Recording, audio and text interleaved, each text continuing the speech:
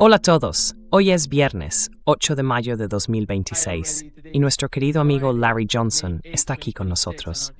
Bienvenido de nuevo. Muy bien, me alegra que recibieras la nota sobre la camisa. Sé espectacular. Lo eres. Vale.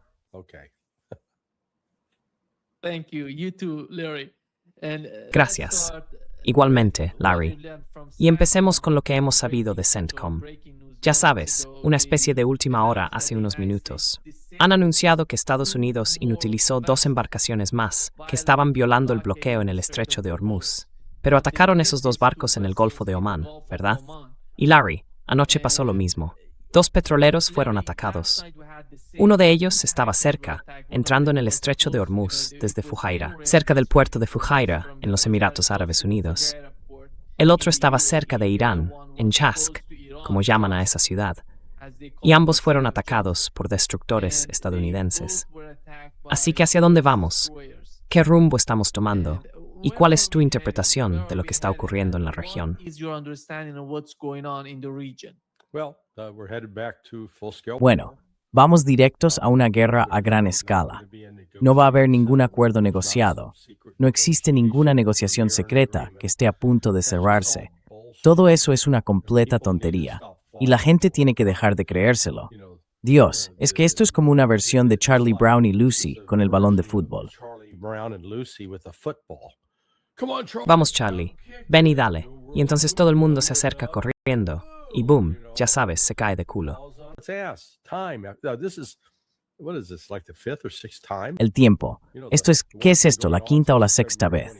Ya sabes, la guerra lleva en marcha desde el 28 de febrero. Así que, a ver, marzo, abril, sí, estamos en el día 70. Para que la gente lo entienda, seguiremos reuniéndonos y hablando de esto en el día 120. Pero lo que va a pasar entre el día 70 y el 120 es que se va a notar por completo el impacto de la interrupción de las materias primas que salían del Golfo Pérsico antes de que empezara esta guerra. Y eso va a afectar de verdad a la economía mundial. Y va a ser feo.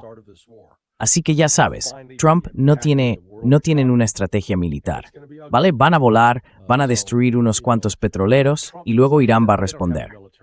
Probablemente, al final consigan hundir un destructor estadounidense, y eso va a enfurecer a Estados Unidos, y entonces dirán que hay que hacer más.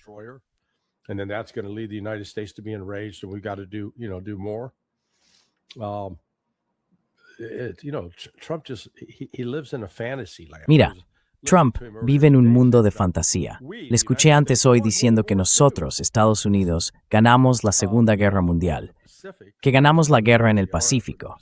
Y sí, fue en gran parte nuestro esfuerzo en el Pacífico, junto con los chinos. De hecho, los chinos tuvieron un papel fundamental porque mantuvieron al 70% de las fuerzas japonesas atrapadas en China. Pero decir eso sobre Europa es una tontería. Todo esto va de insultar a Rusia. Ya sabes, insultar a Rusia, insultar a Irán, insultar a China. Países con los que Estados Unidos se supone que debería estar reuniéndose. Trump, de hecho, tiene previsto reunirse con Xi Jinping la semana que viene. Pero aún así, Estados Unidos sigue tomando medidas bastante agresivas. Un amigo mío me ha mandado una lista. Espera un momento. ¿Dónde está Simon? Simon dice, sí. Simon says,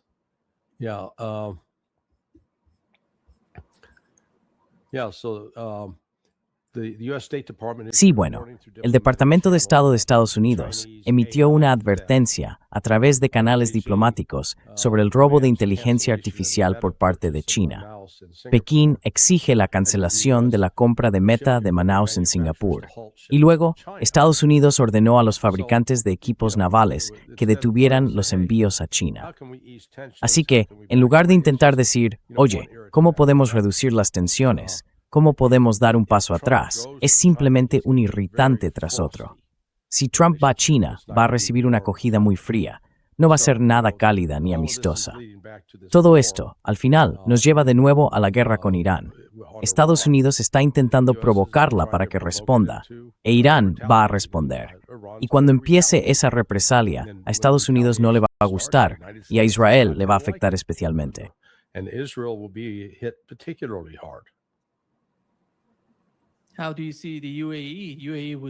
¿Cómo ves a los Emiratos Árabes Unidos? Anoche estaban muy contentos por los ataques contra los iraníes. Y no sé, hoy hemos visto las imágenes que llegan desde allí. Ya sabes, lo están censurando todo, pero al menos tenemos algún tipo de grabación desde los Emiratos. En algunos puntos del aeropuerto de Dubái hubo ataques o fueron alcanzados. Se ven grandes columnas de humo. ¿Y cómo encajas a los Emiratos Árabes Unidos en el cálculo de Estados Unidos?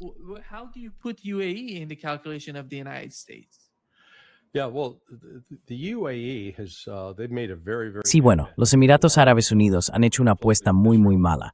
Se han alineado estrechamente con Israel y con Estados Unidos en esta guerra, separándose incluso del resto de los países árabes del Golfo. Ya sabes, despreciando a Arabia Saudí, a Qatar. Así que, cuando empiece la guerra a gran escala, con 2 o 3 lanzamientos de misiles al día desde Irán contra objetivos militares estadounidenses e israelíes, cuando eso ocurra, Dubái será la primera en ser atacada. Fujairah, su último puerto en el Golfo de Omán, que permite a los Emiratos seguir exportando algo de petróleo y obtener ingresos, será destruido. Y luego, creo que la base aérea de Al-Dhafra también será aniquilada. And then Al-Dhafra Air Base, I think, will be destroyed. So the level of destruction. Así que, en cuanto al nivel de destrucción, ya sabes, todo el mundo ha sido muy cuidadoso en ocultar los daños que Irán causó en Arabia Saudí, en Qatar, en Israel. Y bueno, pueden intentar fingir que no pasó nada, pero la realidad física de lo que ocurrió es innegable.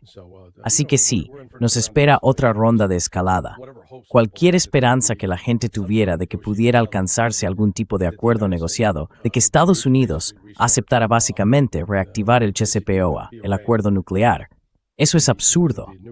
Porque hay que fijarse en lo que dicen los funcionarios estadounidenses, no solo Trump, sino también gente como Marco Rubio o Pete Hegseth, y luego los comentaristas que aparecen en televisión.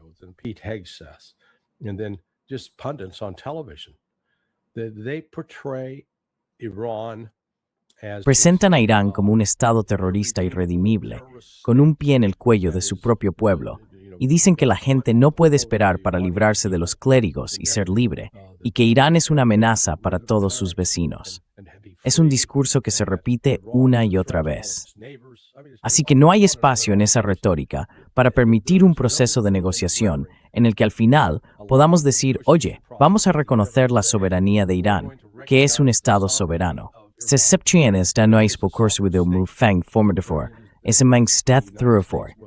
Eso es lo que hará falta.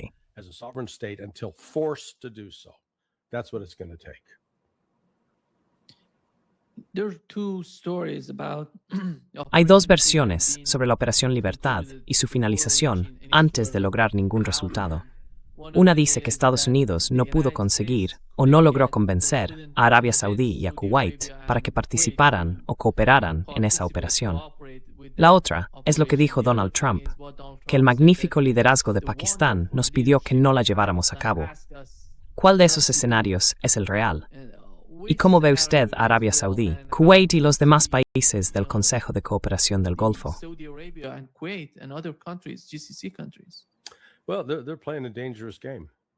Bueno, están jugando un juego peligroso. Es totalmente cierto.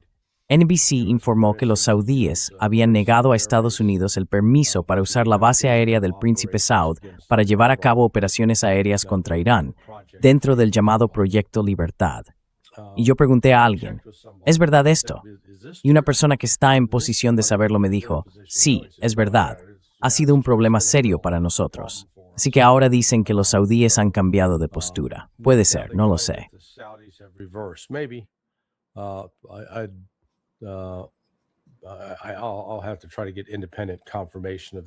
Tendré que intentar conseguir una confirmación independiente de eso también, porque, ya sabes, eso ponía de relieve los límites del poder de Estados Unidos. Tanto los saudíes como los kuwaitíes dijeron, no, ahora mismo no vais a usar nuestro espacio aéreo. Estados Unidos no tiene el poder naval, es decir, los barcos necesarios para imponer un bloqueo, pero puede que tenga suficiente poder aéreo para empezar. Si empiezan a bombardear, eso es un acto de guerra. Si comienzan a atacar barcos iraníes con bombas y a hundirlos, Irán no va a tener más remedio que empezar a responder, y lo hará de forma masiva. Así que, como dije, esto no va camino de la paz, va camino de una guerra mayor.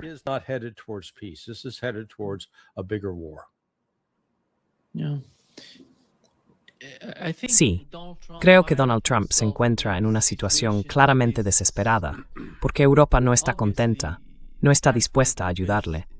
Con el caso del Estrecho de Hormuz, Arabia Saudí y los países del Consejo de Cooperación del Golfo han visto lo que ha pasado con las bases estadounidenses en sus territorios. Así que ahora son mucho más cautelosos. Tú también lo mencionaste. No sé si esos informes son ciertos o falsos, pero en cualquier caso, ahora son más prudentes. Por eso tenemos una especie de división. Los Emiratos Árabes Unidos acercándose a Israel, más próximos a Israel, y Arabia Saudí e Irán, Kuwait junto con Qatar, intentando de algún modo encontrar su manera de afrontar este asunto. Pero nadie está dispuesto a ayudar a Donald Trump. Ese es el problema. Y los iraníes no van a ayudar a Donald Trump a salvar la cara.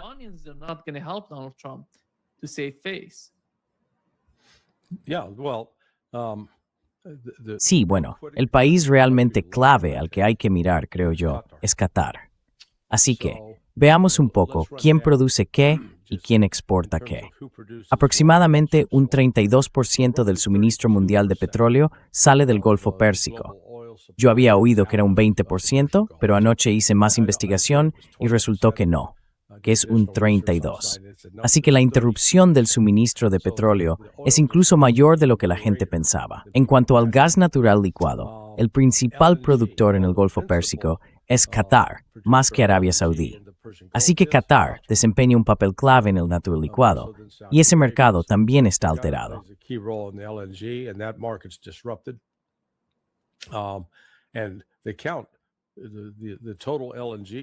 Y en cuanto al gas natural licuado, por así decirlo, Qatar aporta aproximadamente un 20% del suministro mundial. Luego están los exportadores de urea. De nuevo, los principales actores ahí son Qatar, Arabia Saudí y también Irán. En cuanto al azufre, el 44% del suministro mundial procede del Golfo Pérsico. Y ese material se usa para producir fertilizantes fosfatados, procesar minerales metálicos, refinar petróleo, limpiar obleas de semiconductores, fabricar baterías y productos farmacéuticos. Así que cuando hablamos de interrumpir el 44% de la producción mundial en ese ámbito, es algo importante. Y una vez más, eso significa que los grandes protagonistas aquí son Qatar y Arabia Saudí.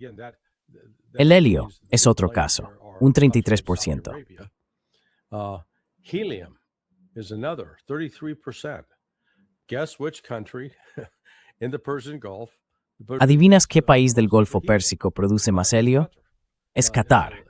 Después de Estados Unidos, es el mayor productor del mundo, seguido por Qatar. Así que mi punto es que ya hemos visto que Irán ha adoptado una vía mucho más diplomática con Qatar y que Qatar no ha sido tan agresivo como Arabia Saudí, jugando a ese doble juego. Así que hay que estar atentos a Qatar para entender hacia dónde va el futuro de este conflicto. Porque yo preveo que Qatar podría darle la vuelta a Estados Unidos y decirle, oye, sacad vuestras bases de aquí, cierran al Udeid, adiós, se acabó alojaros. Si eso ocurre, será más o menos la señal definitiva de que Irán ha ganado la guerra.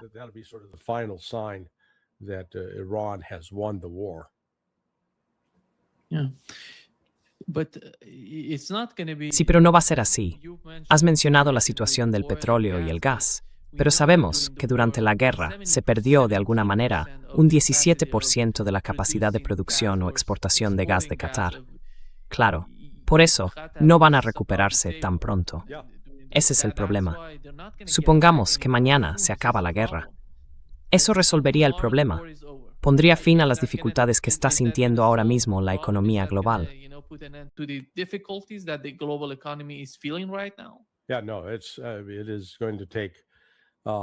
Sí, no. Va a hacer falta al menos medio año para empezar a tener la sensación de quizá volvemos a la normalidad. Pero todavía no tenemos una evaluación completa del alcance de los daños en la infraestructura, sobre todo en la producción de helio y en la fundición de aluminio. Así que bueno, Hasta ahora, el mundo sigue fingiendo que no pasa nada, que esto es algo temporal. Pero la interrupción en el suministro mundial de petróleo es real. Y solo ahora empieza a afectar a los países que agotan sus reservas. Nunca había visto algo así. Normalmente esperas que entre en juego la teoría económica tradicional, la que dice que si hay escasez de algo, su precio va a subir.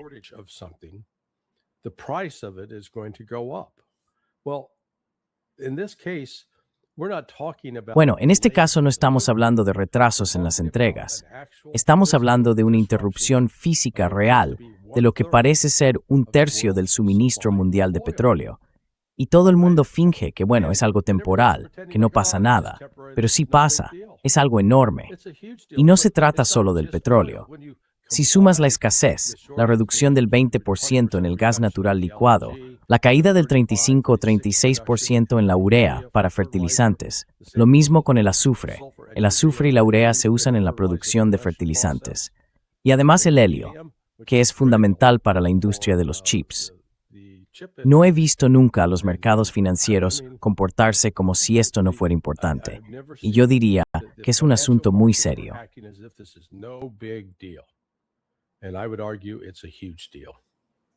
¿Y sabes por qué es así? ¿Y cómo va a ser eso, digamos, una especie de manipulación por parte de la administración Trump?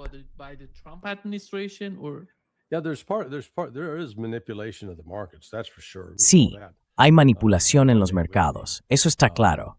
Lo vimos el lunes, cuando se anunció que, un acuerdo estaba a punto de cerrarse. Que solo quedaban unos pequeños detalles por resolver, ¿verdad? Resultó que no era cierto en absoluto. Pero alguien del entorno de Bush sabía lo que iba a pasar, sabía lo que Bush iba a decir, porque unos 20 o 30 minutos antes de que lo hiciera, compraron miles de contratos de futuros. Estaban apostando a que su precio iba a bajar.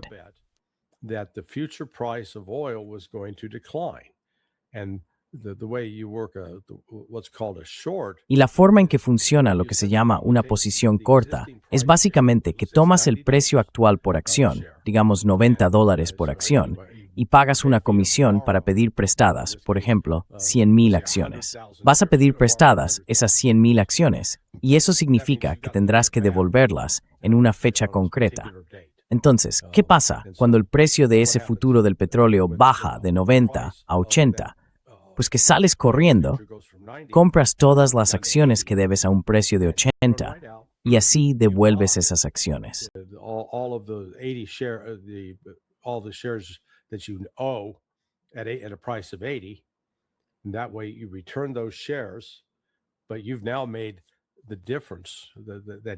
Pero ahora ya has marcado la diferencia, esa diferencia entre 90 y 80, ese margen. Ahí es donde ganan dinero. Ese era el juego que estaban jugando. Ya sabes, lo han hecho antes. Esto ha pasado varias veces, 4 o 5 veces, a lo largo de los últimos casi 2 meses y medio, desde que empezó esta guerra. Y no sé si lo que estamos viendo es también ignorancia entre estos supuestos operadores tan sofisticados que simplemente se niegan a sentarse y mirar los números, o siguen creyendo que, bueno, alguien en el gobierno lo tiene todo controlado. Piensan que nadie podría ser tan estúpido. Créeme, sí que pueden.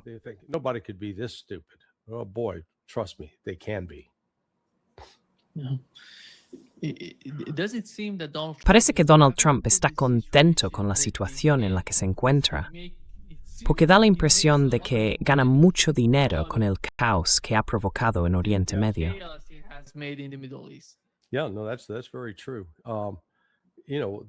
Sí, no, eso es muy cierto. Verás, estoy escuchando distintos informes. Hay una persona en la que confío mucho, sobre todo por la fiabilidad de lo que cuenta, que dice que Trump está terriblemente frustrado. Está intentando encontrar una salida y no puede. No hay ninguna salida en la que pueda decir, soy el ganador, hemos cumplido todos nuestros objetivos. Es como el otro día, cuando Marco Rubio dijo, sí, hemos terminado con Furia Épica. Furia Épica ha acabado, hemos logrado todos nuestros objetivos. Pero, ¿cuáles eran esos objetivos? En serio, ¿Qué habéis conseguido, aparte de permitir que vuestras bases en toda la región del Golfo fueran atacadas y destruidas, agotando vuestras reservas de misiles ofensivos y defensivos críticos, ya sean Tomahawk, CHAS, interceptores PAC-3 o interceptores THAAD? ¿Qué habéis conseguido, aparte de poner en riesgo la economía mundial?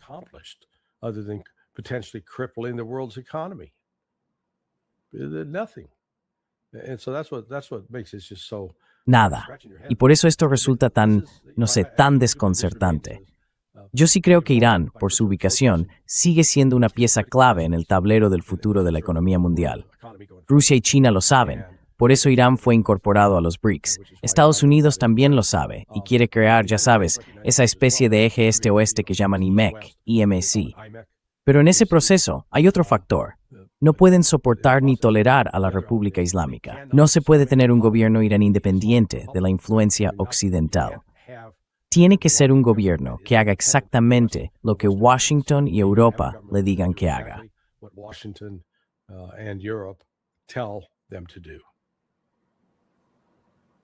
Pero pregunto sin escape hasta ahora. Oh no, that's the problem.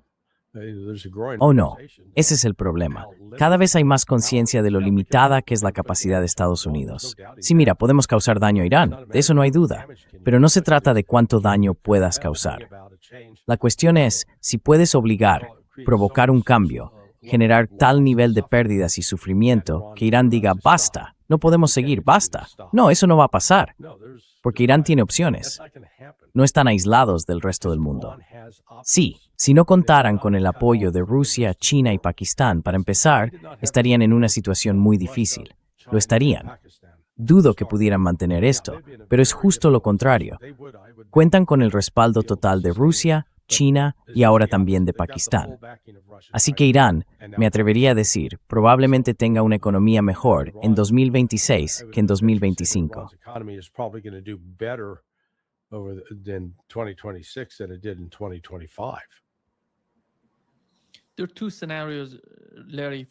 Hay dos escenarios, Larry, para el estrecho de Hormuz. Por un lado, Irán acaba de definir un nuevo mecanismo para el estrecho. El otro es del que habla Marco Rubio, la libre navegación por ese paso, y que nadie tenga que pagar nada. Si alguien paga, Estados Unidos lo va a sancionar. No sé, ¿cómo ves tú el poder de presión de estas dos partes que están enfrentadas por el control del estrecho de Hormuz? Porque ahora mismo, mientras hablamos, hay más de 1.500 petroleros esperando en el estrecho para poder pasar.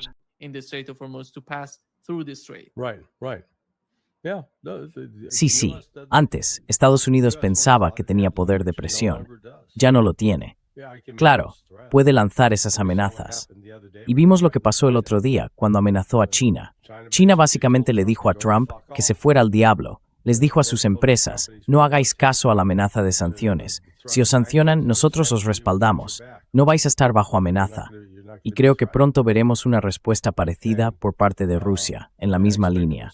Así que ya sabes, los tiempos en los que Estados Unidos podía intimidar y amenazar, diciendo, te vamos a sancionar con esto o con aquello, se están acabando. Hemos llegado a un punto en el que el resto del mundo dice, no nos importa, no vamos a tratar más con vosotros.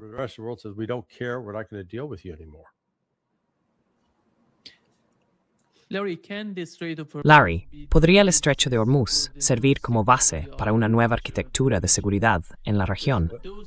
Porque esos países que utilizan el estrecho de Hormuz, que dependen de él, podrían unirse.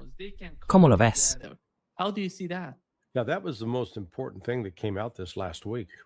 Eso fue lo más importante que salió a la luz la semana pasada, lo que acabas de mencionar, la arquitectura de seguridad. Putin usó esa expresión, de hecho hace una semana, el lunes. La utilizó al hablar con el ministro de Exteriores, Araghchi. Y luego, esta semana en China, el ministro de Exteriores chino, Wang Yi, dijo lo mismo, usó la misma expresión, arquitectura de seguridad.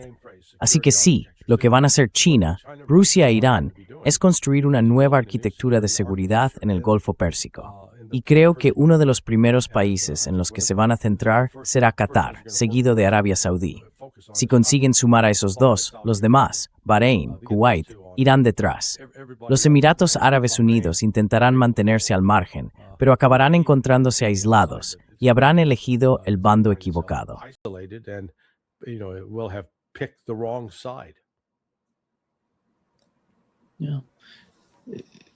I don't see UAE being an important. Ya no veo a los Emiratos Árabes Unidos como un actor importante en Oriente Medio, Larry, porque han decidido cooperar con Israel. Y al fin y al cabo sabemos, ya sabes, que pase lo que pase con los Emiratos, Arabia Saudí condenó lo que ocurrió hace 2 días allí. Pero todos sabemos lo que pasa por debajo de la superficie, cómo se sienten realmente unos con otros. Y tú mencionaste a Qatar y a los Emiratos. Yo también incluiría a Omán en esa ecuación.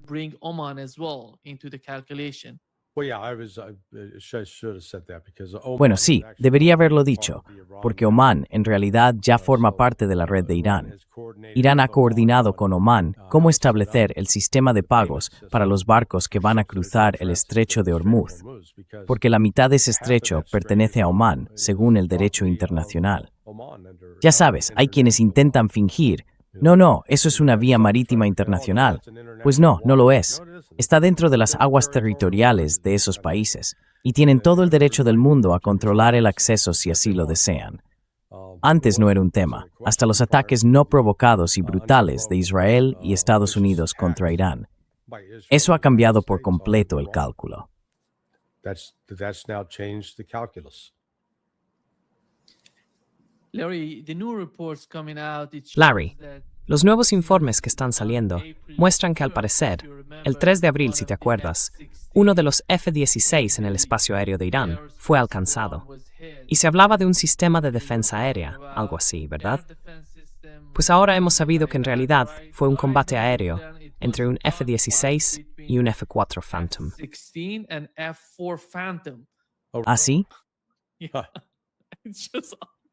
Sí, es que dijeron que el F-16 fue alcanzado por un F-4 en el espacio aéreo de Irán. No fue el sistema de defensa aérea el que atacó a la flota. Y no sé cuánto tardará en conocerse la verdad sobre la operación, sobre todo el concepto de esta operación. Porque en los últimos días de la guerra, antes de anunciar el alto el fuego, hemos visto cierta mejora en el sistema de defensa aérea de Irán. Yeah.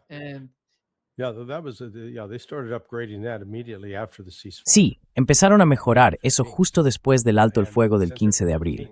Y desde entonces, Irán ha llevado a cabo al menos 2, maniobras con fuego real, ejercicios de defensa aérea, sobre todo en Teherán. Así que, de nuevo, puede que Estados Unidos esté calculando mal su capacidad para, como ellos dicen, suprimir la defensa aérea enemiga de Irán, el CA. Pero ahora mismo estamos viendo una escalada lenta.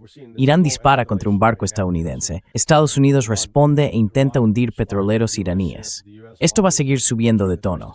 Pronto volveremos a un intercambio total, con múltiples lanzamientos de misiles por parte de Irán casi a diario. Multiple missile launches by Iran on a daily basis. ¿Crees que ese gran ataque del que hablábamos ocurrirá antes de que Donald Trump vaya a China o después?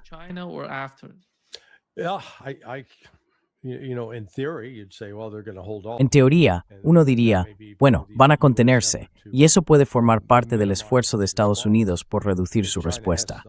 Porque según se informa, China ha advertido algo así como, si vuelves a atacar a Irán a gran escala, ni se te ocurra venir.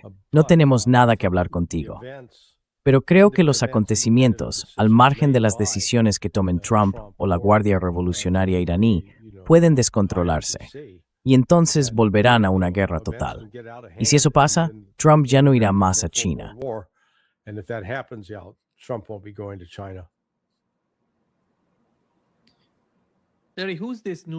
Larry, ¿quién es ese nuevo tipo que Donald Trump ha incorporado al equipo de negociación, junto con Steve Whitcomb y Jared Kushner?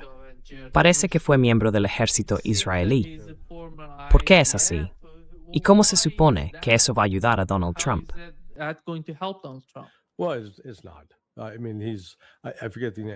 Bueno, no lo es. Quiero decir, él, se me olvida el nombre. Creo que era un tipo llamado Guy Schwartz o algo así, de la Fundación para la Defensa de las Democracias, la FDD. Es simplemente otro, ya sabes, un prostituto de Israel, básicamente. Y va a servir los intereses de Israel por encima de los de Estados Unidos. Y bueno, ahí es donde está Trump. Trump está poniendo a Israel primero y a Estados Unidos en segundo lugar, y eso está enfadando a muchos estadounidenses que ahora se están volviendo contra él por ese mismo motivo. Así que este tipo, ya sabes, no va a cambiar nada en el proceso. Añadirlo al equipo no hace que el equipo sea más capaz, más competente ni más influyente. Pero sinceramente, Irán está ignorando a ese equipo. Irán quiere, por lo que yo veo, Irán quiere tener muy poco que ver con Steve Witkoff y Jared Kushner, y no estoy seguro de que tengan ahora una mejor relación con el Kremlin. Pero bueno, esto es como mover las tumbonas del Titanic. I'll call it rearranging deck chairs on the Titanic.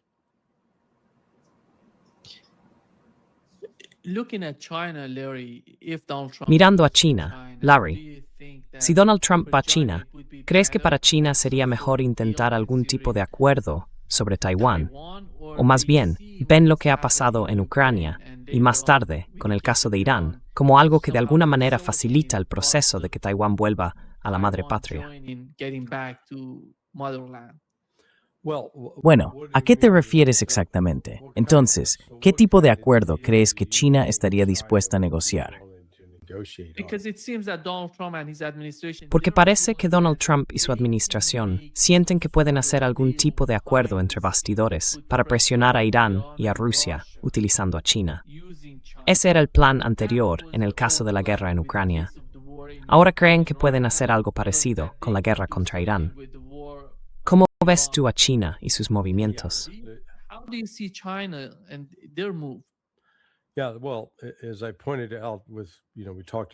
Sí, bueno, como ya señalé, hace un momento hablamos de tu lenguaje, de la arquitectura de seguridad. El hecho de que China y Rusia utilicen el mismo lenguaje al tratar con Irán demuestra que están cooperando muy estrechamente en esta política. No hay ninguna diferencia entre ellos. Y sabes, creo que la actitud de China ahora mismo es más bien, ¿por qué necesitamos siquiera a Estados Unidos?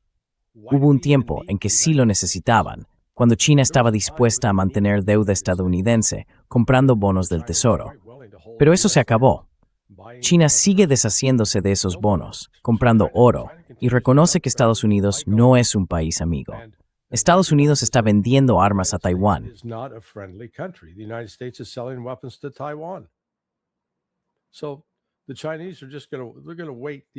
Así que los chinos simplemente van a esperar a que Estados Unidos se desgaste. No van a invadir Taiwán. Una vez más, eso es otra pieza de propaganda que Estados Unidos sigue difundiendo para justificar un aumento del gasto en defensa. Y sin embargo, lo que ha ocurrido como consecuencia, primero de la guerra en Ucrania, respaldada por Estados Unidos, y ahora de la guerra contra Irán, también respaldada por Estados Unidos, es que los sistemas de armas que originalmente estaban destinados al Indo-PACOM, el mando militar estadounidense que tiene a China en su área de influencia, están siendo retirados de allí y enviados al mando central, el CENTCOM, para ser utilizados en Irán.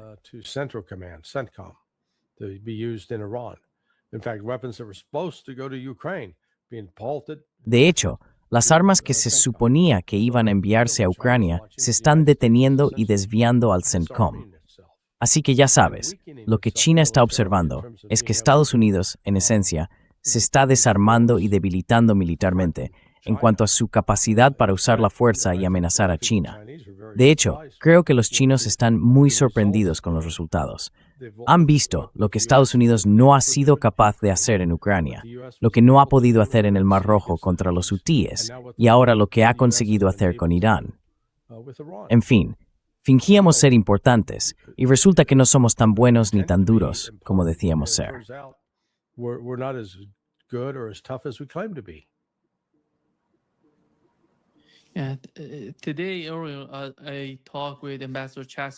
Hoy he hablado con el embajador Chas Freeman, y cuando le pregunté por el alto el fuego, me dijo que este es un alto el fuego con características israelíes. Ya sabes, se refiere a ese tipo de alto el fuego al estilo israelí que la administración Trump está aplicando o considerando en el caso de Irán. ¿Qué ha pasado, Larry, con esta administración? Yo diría que esto es devastador para la política exterior de Estados Unidos. Cuando hablas de un alto el fuego y sigues actuando como lo hace el gobierno israelí, que es el más irresponsable de la región, estás debilitando tu posición. No estás ayudando a tu posición. You're diminishing your position. You're not helping your position. Yeah, no, I agree. It is- Sí, no, estoy de acuerdo. Pero es solo otro recordatorio de que la política exterior de Estados Unidos ha sido secuestrada por el lobby sionista. Y Trump ha permitido que eso ocurra. Aunque hay un apoyo político bastante amplio, al menos dentro del establishment de Washington, within the D.C. establishment in Washington, D.C. But we'll, you know, Israel clearly has suffered some. Israel, sin duda, ha sufrido algunos reveses, pero no estoy en absoluto convencido de que la influencia que tiene sobre las élites de Washington haya disminuido lo más mínimo. Elite has lessened it all. They were talking last night. They said on Channel Anoche estaban 4 hablando, that dijeron en el Israel canal is 14, ready to que get Israel está ceasefire listo is para actuar, over, que el alto el ready fuego to ha get back terminado to the y que están fight. preparados para volver a la lucha. What are the ¿Cuáles son las capabilities of capacidades de Israel si, supongamos que Estados Unidos decide atacar a Irán? Israel iría primero, tú primero. ¿Cuáles son sus capacidades y cómo van a defenderse ante una posible escalada? Well, again, let's look at. Bueno, a ver, volvamos a analizarlo. Israel siempre exagera sus capacidades, así que tomemos un poco de distancia y pensemos, ¿han conseguido derrotar a Hamas y tomar el control total de la Franja de Gaza? No, no lo han hecho. Y eso que en el fondo, Hamas no es más que una fuerza insurgente. No es un ejército a gran escala. No tienen sistemas sofisticados, ni siquiera como los que tiene Hezbollah. Del mismo modo, tampoco han logrado expulsar a Hezbollah del sur del Líbano, y mientras tanto, Wurgov strength de forward mer an sublime breyer, provor clever's best. Key parts of Lebanon, but there are limits to Israel's power. Pero el poder de Israel tiene límites, y luego hay que enfrentarse a la represalia. No tienen un sistema de defensa aérea eficaz contra los misiles balísticos iraníes, especialmente los hipersónicos. Así que esta pausa en la guerra que estamos viendo, cuando vuelva a estallar, los israelíes volverán a esconderse en sus sótanos. Y creo que esta vez van a sufrir muchos más daños. Ya sufrieron daños importantes en la primera ronda. Esta próxima será peor. During the first go round, this next go round will be worse. Smotrich, de lo que habla Larry, es de que según él, para poner fin a la guerra, hay que mover las fronteras, o mejor dicho, cambiar las fronteras de Israel. El mapa se va a hacer más grande, no solo en Gaza, sino también en Cisjordania, en Líbano y en Siria. Y todo eso va a quedar en manos israelíes. Yeah,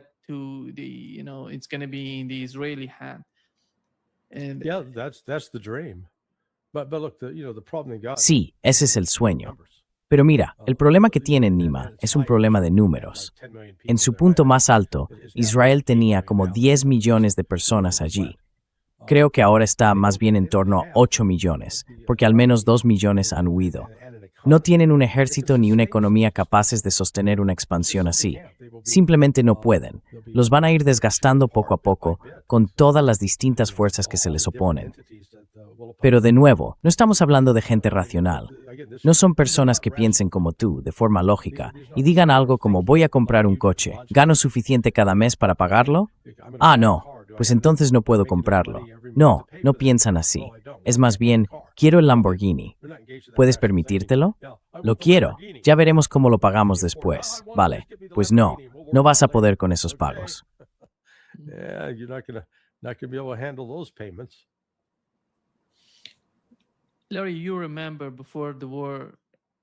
Larry, ¿te acuerdas de que antes de que empezara la guerra contra Irán, Benjamin Netanyahu decía que el eje de la resistencia estaba desapareciendo del panorama? Ya sabes, el asesinato en Líbano, el caso de la caída de Bashar al-Assad.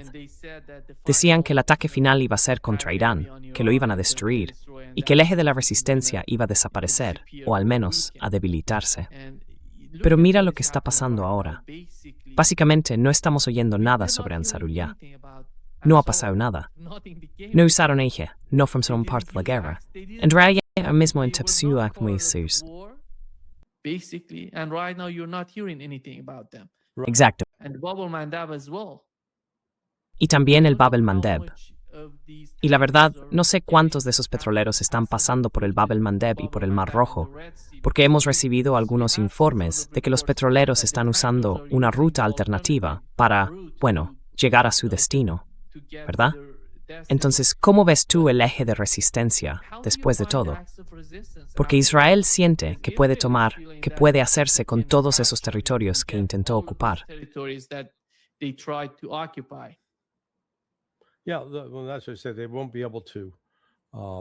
Sí, bueno, eso es lo que dije. No van a poder mantenerlo. Ya sabes, al principio pueden establecer una presencia allí, pero la cuestión es si pueden sostenerla. Los hutíes han estado tranquilos durante todo esto. Todavía no se han implicado. Pero creo que si volvemos a la guerra, es muy probable que los hutíes vuelvan a involucrarse y empiecen también a atacar a Israel con misiles. Aún así, el Mar Rojo sigue prácticamente cerrado al tráfico israelí, y muchos barcos, por motivos de seguro, evitan esa ruta y dan la vuelta. Así que veremos, como dije, cuando esta guerra se reactive y lo haga a gran escala, creo que veremos a Ansar Allah, a los hutíes, volver a implicarse.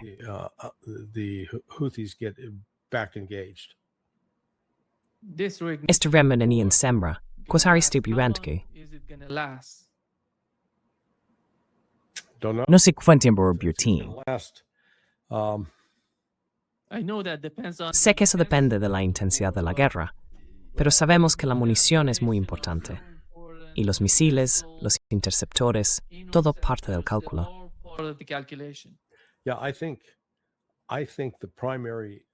Sí, creo que el factor principal que va a determinar la duración de esta guerra será la economía internacional.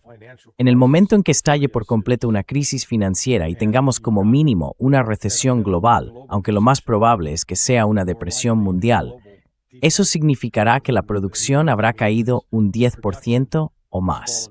Es decir, en lugar de que las economías crezcan un 1, 2 o 3%, estarán contrayéndose a un ritmo del 10%. Y eso, claro, es muy significativo. Cuando eso ocurra, habrá una gran agitación política en todo el mundo. Habrá gente muriéndose de hambre, hambrunas, escasez masiva. Será una situación bastante caótica. Y en ese contexto, la capacidad de Estados Unidos para mantener estos ataques contra Irán se desvanecerá.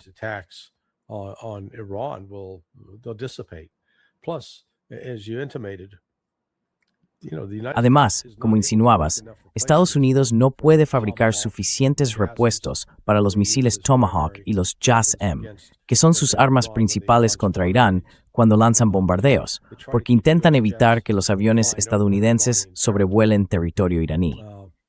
Pero para fabricar esas armas, Estados Unidos necesita minerales de tierras raras que proceden de China, y China no les está vendiendo esos minerales. Así que esto, ya sabes, creo que cada vez va a ser un problema mayor, que China no va a darle a Estados Unidos el material para fabricar armas que el propio Estados Unidos planea usar contra China. Es que eso es una locura.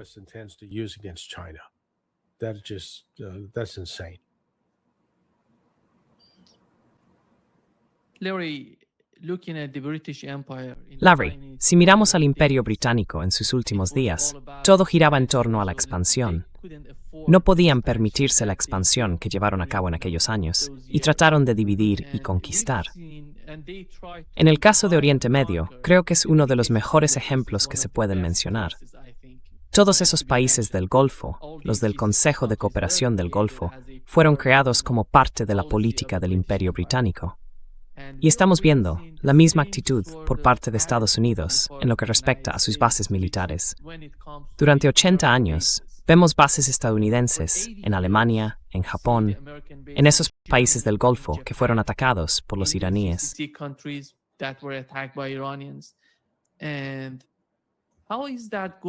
¿Y cómo va a cambiar eso las políticas de Estados Unidos? Donald Trump está hablando de retirar las tropas estadounidenses de Alemania. ¿Pero qué significa eso a largo plazo? No hablo solo de la administración Trump, sino del ambiente general en Estados Unidos respecto a esas bases.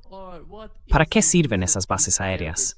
¿Cuál es el objetivo de tener esas bases en esos países? Si no eres capaz de defenderte a ti mismo, tus propias bases, ya sabes, a mucho menos vas a poder ayudar al país anfitrión.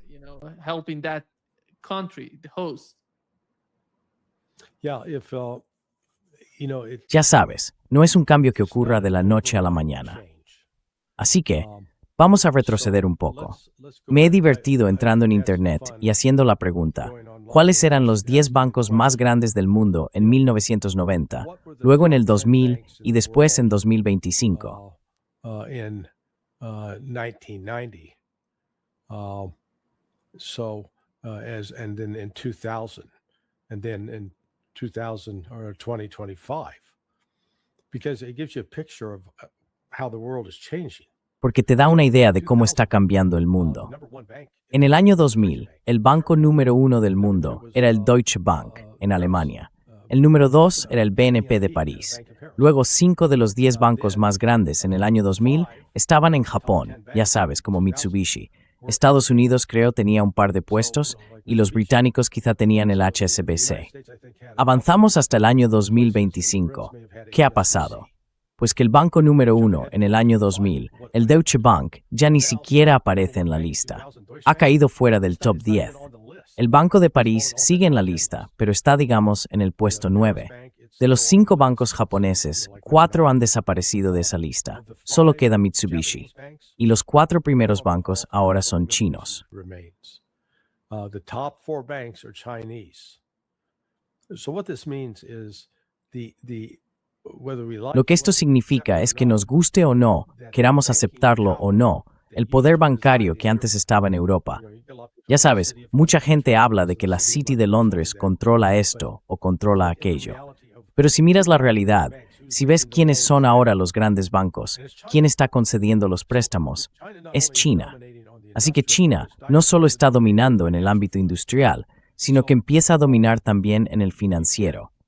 No se pueden ignorar estos cambios. Y esto nos lleva a lo que comentabas sobre la caída del Imperio Británico. Los británicos solían ser la potencia dominante, la fuerza principal en las finanzas, pero ya no. Ahora viven en un sueño o en una fantasía. They're living a dream or a fantasy. ¿Cómo viste las elecciones en el Reino Unido y el resultado que tuvieron? It was a bloodbath for Starmer. Ha sido una auténtica masacre para Starmer y para el Partido Reformista de Nigel Farage. Ya sabes, están enviando una señal muy clara. Van a ser la nueva fuerza política en el Reino Unido. Y no creo que veamos a Nigel Farage encabezando ningún esfuerzo por mandar más dinero a Ucrania. Así que también son malas noticias para Ucrania. Pero sí, Starmer está acabado, está sentenciado. Es solo cuestión de tiempo, ya sabes, si cae hoy o la semana que viene. Pero no va a durar mucho más.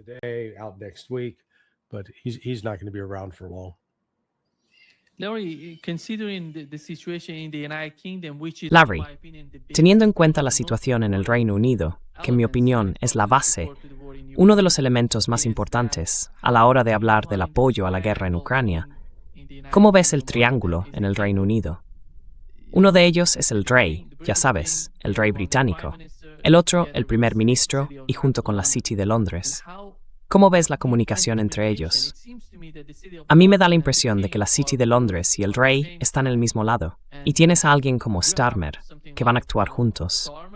No sé si Farage, o el tipo al que está sustituyendo, o que está llegando al poder, va a cambiar algo en el Reino Unido. ¿Ves, al fin y al cabo, algún tipo de resultado, algún tipo de cambio que pueda llegar al Reino Unido?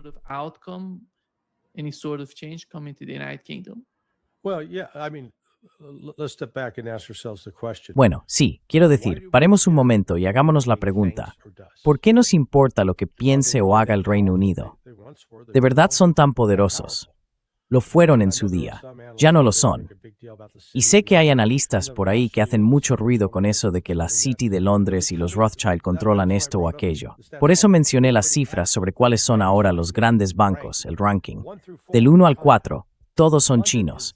Londres tiene el HSBC. Lo siento, pero cada vez sois más irrelevantes.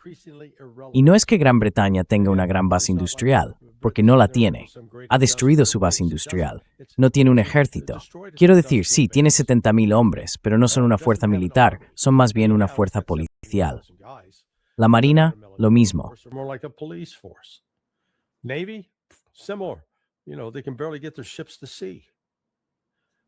Sabes, apenas pueden poner sus barcos en el mar.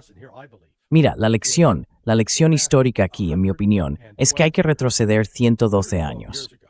112 años atrás, en 1914, en vísperas de la Primera Guerra Mundial, el Reino Unido era una gran potencia internacional, económica, científica, industrial. Los motores Rolls-Royce que más tarde impulsaron los aviones durante la Segunda Guerra Mundial, por ejemplo. Y al mismo tiempo, el Reino Unido era una potencia global. Tenía colonias por todo el mundo, de las que extraía, ya sabes, extraía la riqueza para beneficio del pueblo británico. Pues bien, la Primera Guerra Mundial empezó a desangrar al Reino Unido, ¿verdad? Fue como si le cortaran un brazo. La Segunda Guerra Mundial terminó de cortarle el otro. Y entonces, de repente, tuvo que empezar a quedarse en un segundo plano frente a los Estados Unidos.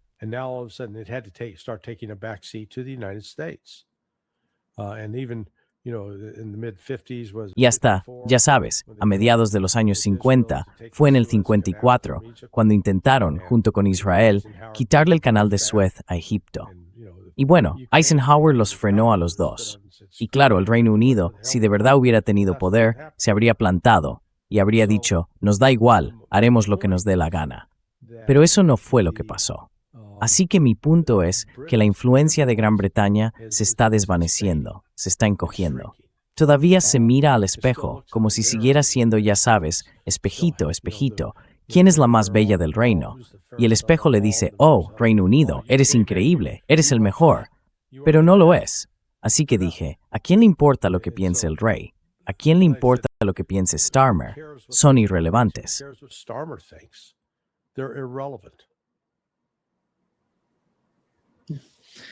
Larry, Lula tuvo una reunión con Donald Trump. No había prensa allí, así que no sabemos qué pasó. Pero Lula dijo después del encuentro que no sabía qué decirle a Donald Trump, porque el tipo siente que la guerra ha terminado, lo cual es justo lo contrario. Y dice que ni siquiera está al tanto, que no sabe. Afirma que la guerra se ha acabado y que hablemos de otras cosas. Mientras la guerra está afectando a todos los países del planeta, la economía global está en una especie de caos, y Donald Trump sostiene que la guerra ha terminado. ¿Cómo se puede discutir con alguien así? Lula estaba tan confundido sobre cómo hablar con él, que dijo que intentó simplemente ignorarlo y hablar de otros temas. Esta es la realidad de quienes conversan con Donald Trump y con otros líderes.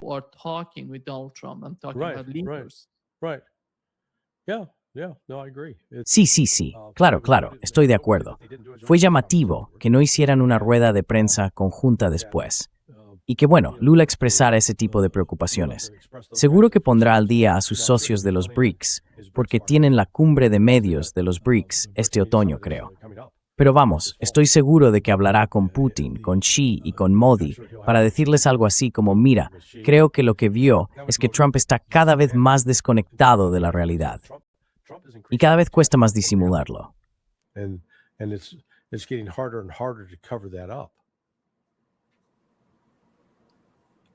You've mentioned how China, Russia, and Iran are getting together. And I would say here in Brazil, they have the same sort of mindset, but they're far away from that region. Mm-hmm. We have to understand the geography, and that's important as well. But they are, totally, supporting BRICS and the whole concept of BRICS. You see the level, the trade between Brazil and China just shows how important BRICS is for Brazil today. And they have ¿Cómo ves a la India? La India es, de alguna manera, no sabemos muy bien qué está pasando con el caso de la India, y eso resulta un poco complicado para los BRICS y para el futuro de los BRICS. Well, Bueno, sé que nuestro buen amigo Pepe era mucho más pesimista respecto a la India, sobre todo por su comportamiento en enero. Ya sabes, la India estaba allí haciéndole la pelota a Netanyahu, y Modi también, los días 20 y 21 de febrero.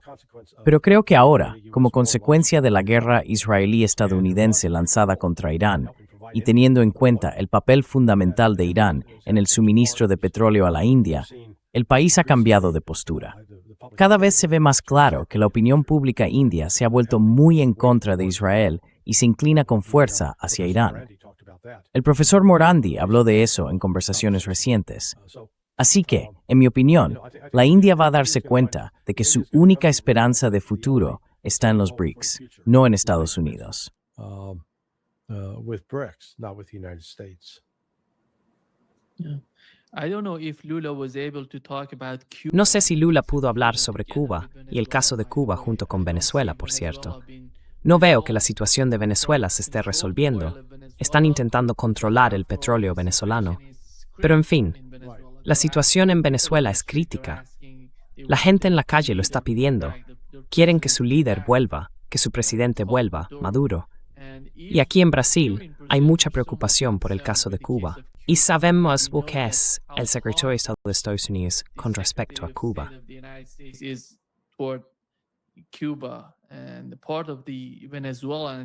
Y parte de Venezuela, en el caso de Venezuela, está relacionada con Cuba porque se pensaba que Venezuela estaba enviando petróleo, gas y todo tipo de energía a Cuba. Así que la idea era aislar de alguna forma a Venezuela de Cuba y luego ir a por Cuba. Ese es el problema con Brasil ahora mismo, en mi opinión. ¿Y cómo ves tú la situación? ¿Crees que Donald Trump puede hablar, negociar o participar de alguna manera para informar al gobierno brasileño sobre cuál es el plan respecto a Cuba y qué es lo que quieren de Cuba? No, he's not going to consult with Brazil on that at all. No va a consultar con Brasil sobre eso en absoluto. Esto, de nuevo, no es como si Cuba hubiera hecho algo a Estados Unidos por lo que tuviera que expiar o arrepentirse. Oh, lo siento, no quería decir eso así. Este es otro ejemplo, como Irán, donde estamos enfadados con los cubanos porque no aceptan ser vasallos de Estados Unidos hasta ahora. Y eso es lo que queremos, convertirlos en vasallos. Así que vamos a intentar usar la fuerza militar para instalar un gobierno que esté bajo el control de Estados Unidos. Pero no subestimo la capacidad de los cubanos. Creo que tienen depósitos de armas y también insurgentes.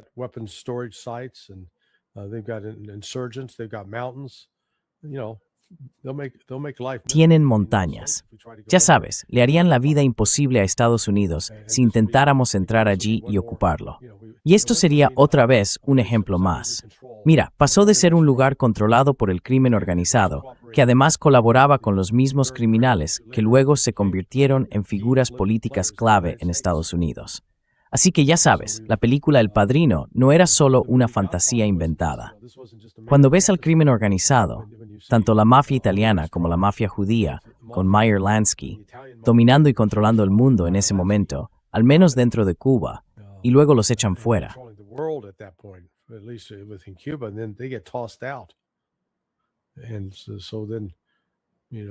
Y entonces, claro, se convierte en una especie de búsqueda de no nos gustó la revolución cubana. Pasó lo que pasó. Hubo gente encarcelada, hubo gente a la que le quitaron sus propiedades y así sucesivamente. Había una clase concreta de cubanos que sintió que los habían dejado fuera del sistema, cuando antes se habían beneficiado de él. Ahora tenemos justo lo contrario. Estados Unidos intentando entrar y tomar el control. No sé si serán capaces de hacerlo. Si lo hacen, será solo otra distracción más para Estados Unidos, otra crisis más que tendrá que afrontar.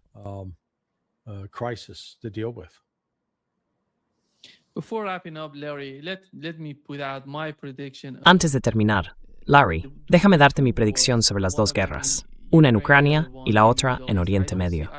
Sinceramente, creo que Donald Trump dejaría su cargo y seguiríamos con los mismos problemas, sin que nada se resolviera, ni en Ucrania ni en Irán. Van a continuar con esta especie de... Bueno, diría que no saben lo que quieren en ninguno de los dos conflictos, en ninguno de los dos frentes, ni en Ucrania ni en Irán. Por eso, no hay ningún tipo de negociación seria en marcha, y por eso no habría un final para estas guerras. ¿Tú también crees que él va a dejarle ese problema al próximo presidente? Do you feel the same way that he's going to hand it over to the next president? Oh, no, no, no, no, no, no. The Ukraine war will be settled. No, no, no, no, no, no. La guerra de Ucrania se resolverá mucho antes de que Donald Trump deje el cargo. Y habrá, bueno, no estoy seguro de que podamos llamarlo un acuerdo, pero la situación con Irán será que Estados Unidos se habrá desvinculado de Irán en quizá 1 o 2 años, y Rusia y China serán los que dominen allí. Sí. There. Yeah. Thank you so much. Muchas gracias, Larry, por acompañarnos hoy. Let's see. We'll see. Veremos qué nos trae el fin de semana. Yeah, exactly. Exacto. Quizá ese gran ataque del que hablaste antes. Before it's Well, the word I had was it would start on the 7th. and Bueno, it verás, looks like la it's información que yo tenía era que empezaría el día one day 7, off. pero parece que en realidad comenzó el día 8. To ramp back Así up que to the full un día de diferencia. intensity. Pero volver a la máxima intensidad, eso todavía está en el aire. En parte depende de que Trump intenta no provocar una nueva explosión para poder ir a China, porque si vuelve a encender todo de nuevo, China le dirá, no vengas. En fin, lo hablaremos el lunes. We'll talk about it on Monday. Exacto, exactamente. Yeah. Muy bien, amigo, pórtate bien. Nos vemos pronto, Larry. Vale, adiós. Adiós, cuídate. Bye. Take care.